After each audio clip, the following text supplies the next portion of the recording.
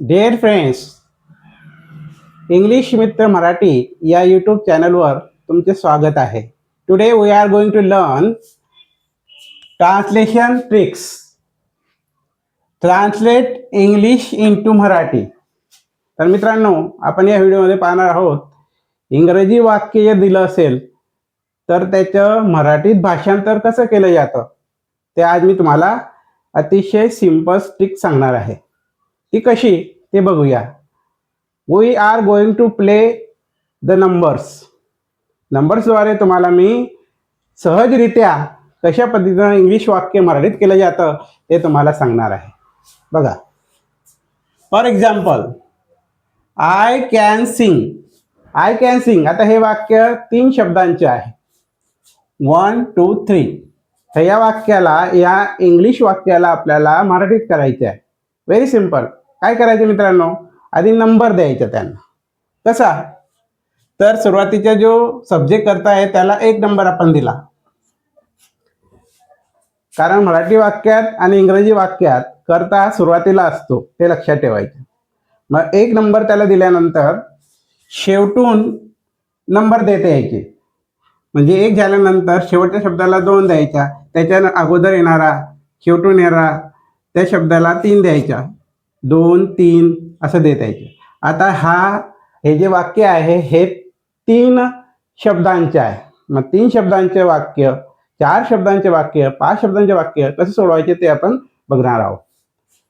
I can sing असं वाक्य आहे इंग्लिशमध्ये, ते तुम्हाला मराठीत करायचे आहे. तर कसं करणार, आधी 1 नंबर बघूया. आय, या आयला मराठीत काय म्हणतो आपण, मी. मी लिहायचं. मग आता सरळ न जाता उलट ट्रान्सलेट करता यायचं. नंबर 2 कुठं आहे, नंबर 2 शेवटी आहे, तो शब्द आहे सिंग. मग सिंग म्हणजे काय मित्रांनो, गाणे. सिंग म्हणजे गाणे. मग मी गाणं गाऊ शकतो असं वाक्य लिहिण्यासाठी तर मी गाऊ शकतो. 3 नंबरला काय आहे, कॅन म्हणजे काय, शकणे. तर मी गाणं गाऊ शकतो असं त्याच्या ट्रान्सलेशन येईल, किंवा मी गाऊ शकतो. I can sing.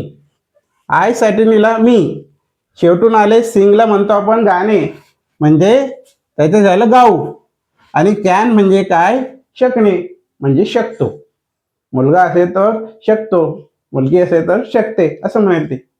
तर मी गाऊ शकतो असं या वाक्याचं सिंपल ट्रिकच्या द्वारे ट्रान्सलेट केलं गेलं आहे. सेकंड एक्झाम्पल बघूया. I am eating mangoes. I am eating mangoes. आता हे जे वाक्य आहे हे किती शब्दांचे आहे, तर हे 4 शब्दांचे वाक्य आहे. 1 2 3 4. I am eating mangoes.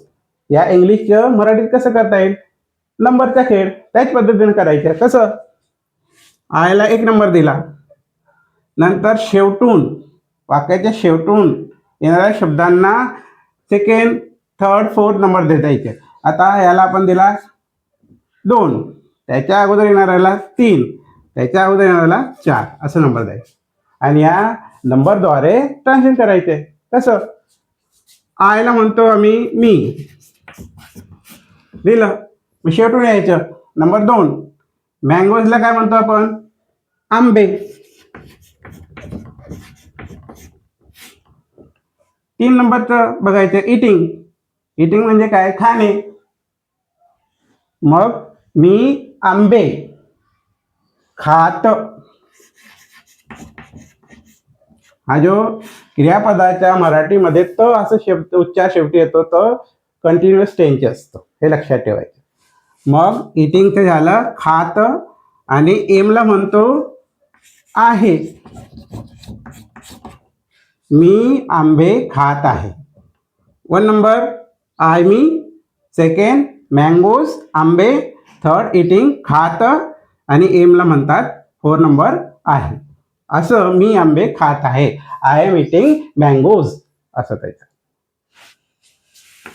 3rd, she was writing a letter to him. आता हे जे वाक्य आहे हे 5 शब्दांचे वाक्य आहे मित्रांनो. 1 2 3 4 5. 1 2 3 4 5. 5 शब्द असलेलं हे सेंटेन्स आहे.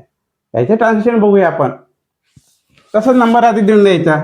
1 शेवटून यायचं, 2 3 4 5 असा नंबर दिल्यानंतर ट्रान्सलेशन करायचं.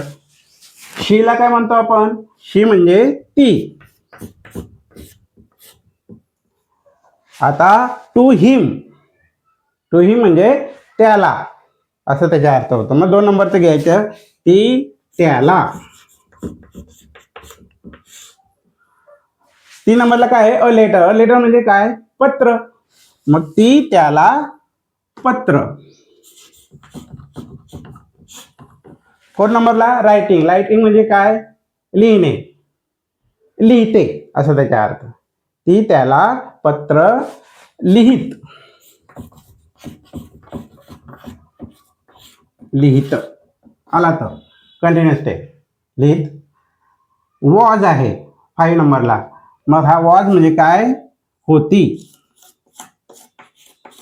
पास्ट टेन्स होती. ती त्याला पत्र लिहित होती असं त्याचं ट्रान्सलेशन झालं. लक्षात मित्रांनो 5 शब्दांचं. 4 आय प्ले. किती शब्द आहेत? 2. इझी आहे. काय करायचे? नंबर द्या. 1 2. मग आयला म्हणतो आम्ही मी. आणि सेकंड आहे प्ले म्हणजे खेळणे. मी खेळतो. मुलासाठी मी खेळतो.